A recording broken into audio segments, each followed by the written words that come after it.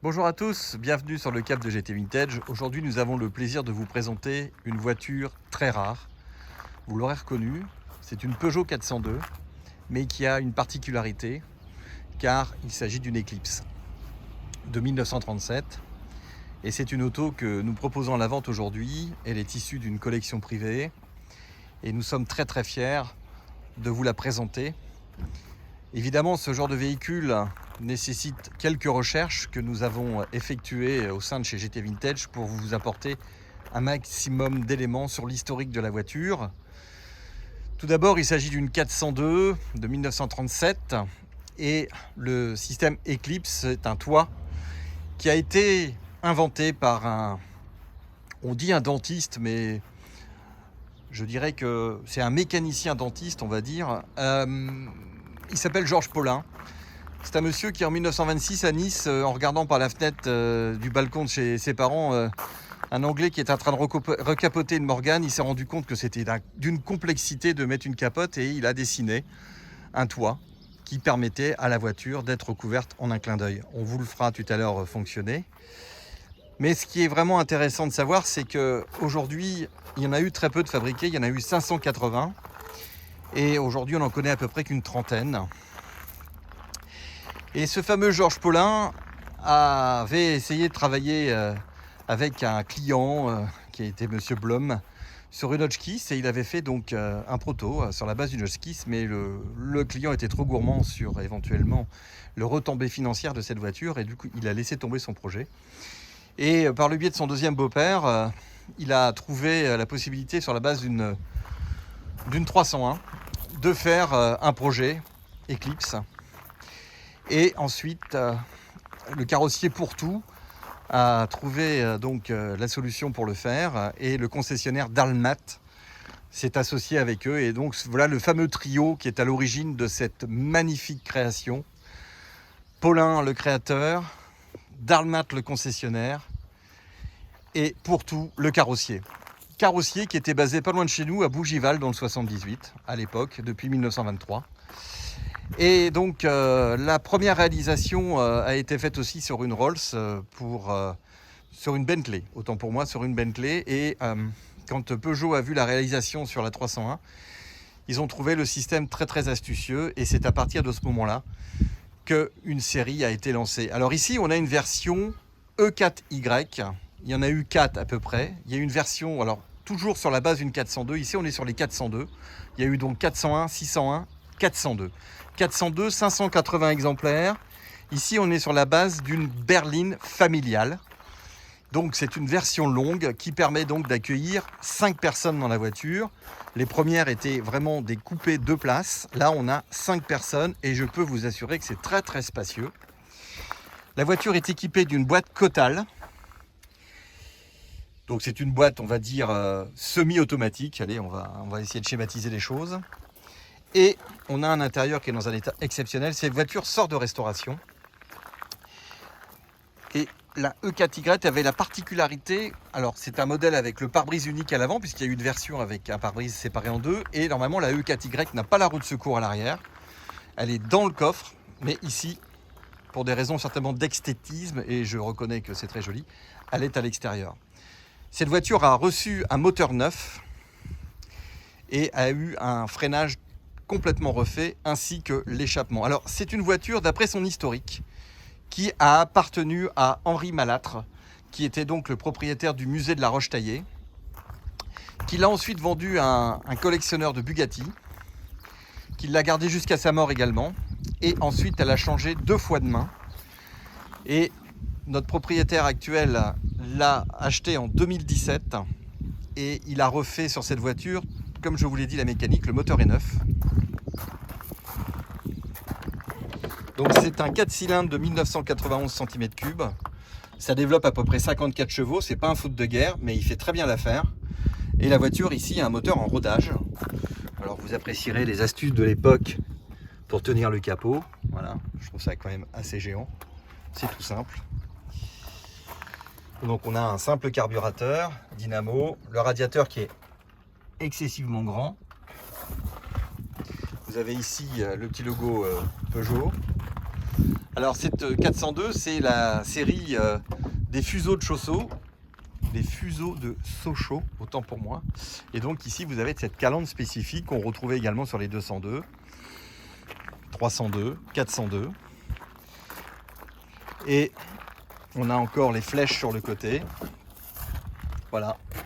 Cette voiture est entièrement neuve au niveau de la mécanique. Le radiateur est neuf. Tout ce qui est refroidissement. Le moteur est absolument neuf de chez neuf. Il est encore en rodage. L'intérieur est absolument magnifique. Notre propriétaire a refait l'intérieur. Il a été poussé. Il a poussé jusqu'au détail. La petite sangle ici avec les rivets. Voilà. Vous avez donc les accoudoirs. Tout est en cuir. C'est absolument magnifique. La porte qui s'ouvre complètement. Avec ici le système d'ouverture pour les passagers éventuellement. À l'arrière, je veux dire, l'avant, donc porte suicide. Vous avez ici le tableau de bord avec la fameuse boîte Cotal. On pousse, marche arrière, on tire, marche avant, et ensuite on passe les vitesses manuellement. Très simple, le volant d'origine qui est en superbe état. Notre propriétaire est quelqu'un qui a le souci de détail, donc il ne laisse rien au hasard et il fait ce qu'il faut pour que la voiture soit raffinée et qu'elle ne corresponde pas à une voiture qui soit semi-finie. Donc on est dans le détail, même les caoutchoucs sont neufs, tout est refait à la main. Et la petite particularité, c'est qu'il a rajouté ici un manomètre pour la température, mais vous avez également un voyant de témoin de charge, car à l'époque, ça n'existait pas, c'est quand même plus rassurant. Vous avez également les pare-soleil, les petits essuie-glaces, tout fonctionne.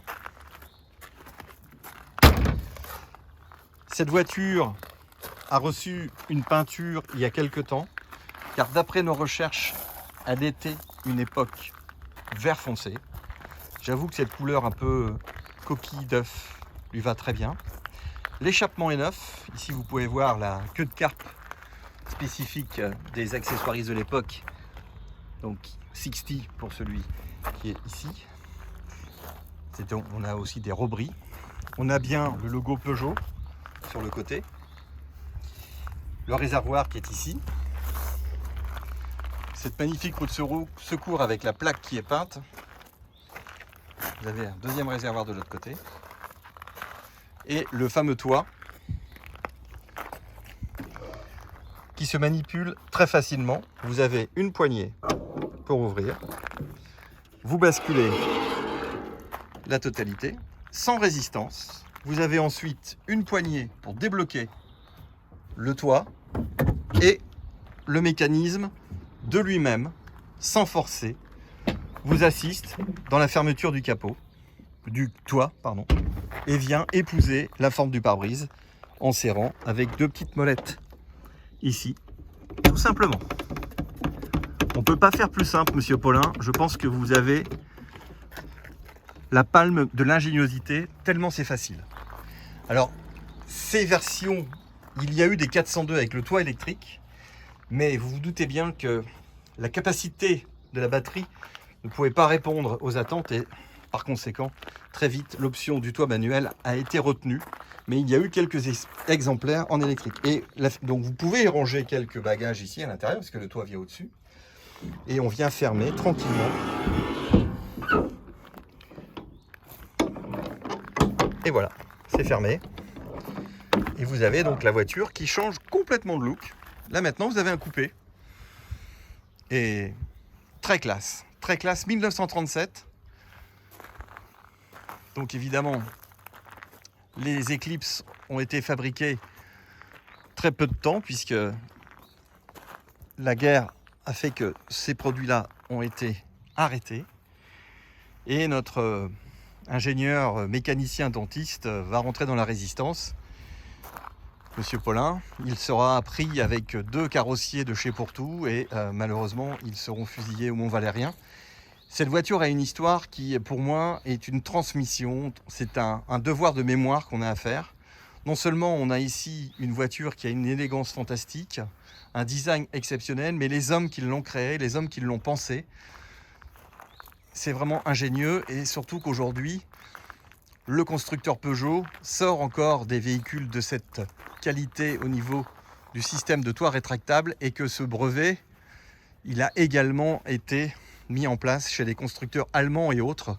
Donc le concept très innovant ici fait encore des émules aujourd'hui, et il existe au catalogue encore des constructeurs qui présentent ce système-là.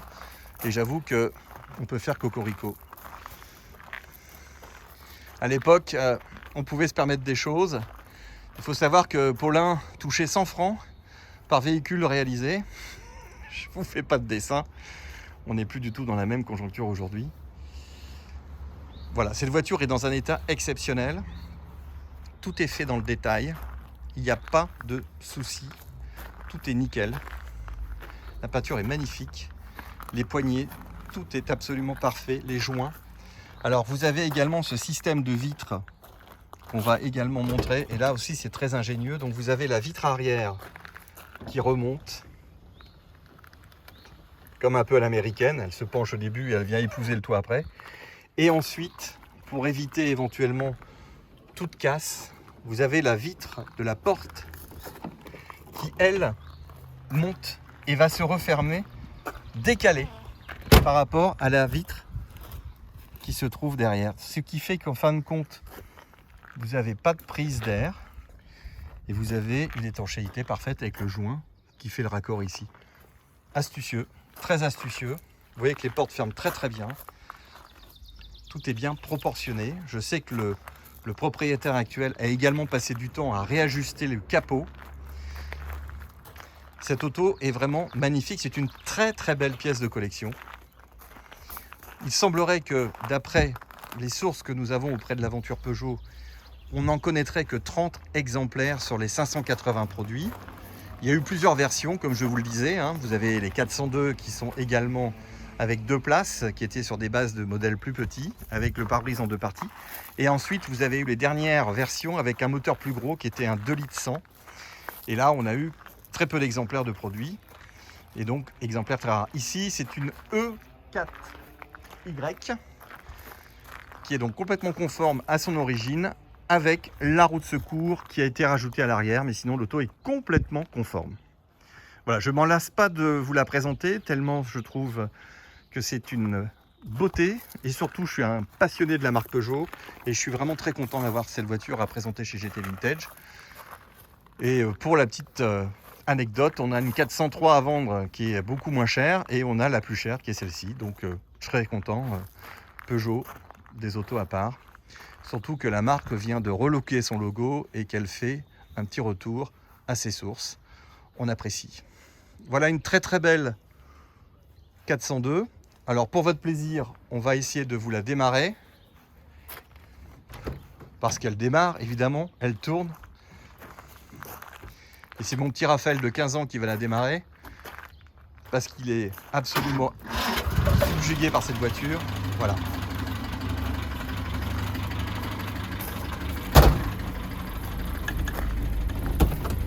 Ça tourne sans problème.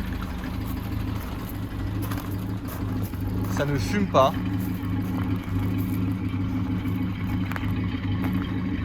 Voiture très classe. Et bien sûr, on va vous montrer le moteur tournant.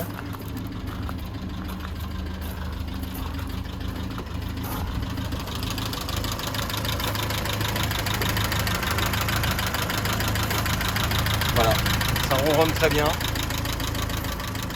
Elle a besoin de rouler cette voiture, elle attend un nouveau propriétaire.